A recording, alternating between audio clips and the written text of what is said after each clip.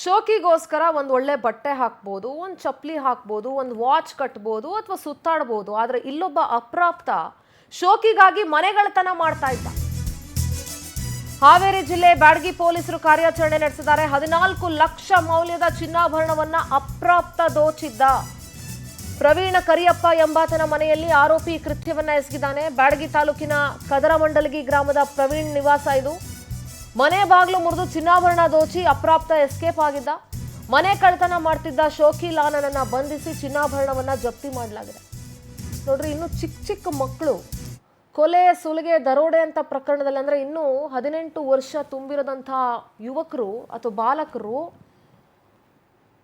ಕೊಲೆ ಸುಲಿಗೆ ದರೋಡೆ ಅಂತ ಪ್ರಕರಣಗಳಲ್ಲಿ ಭಾಗಿಯಾಗೋದಕ್ಕೆ ಶುರು ಮಾಡಿದ್ದಾರೆ ಕರ್ನಾಟಕದಲ್ಲಿ ಅಂತಂದ್ರೆ ಯಾವ ದಿಕ್ಕಿನಲ್ಲಿ ಕರ್ನಾಟಕ ಸಾಕ್ತಾ ಇದೆ ಅನ್ನೋದಕ್ಕೆ ಇದೊಂದು ಎಕ್ಸಾಂಪಲ್.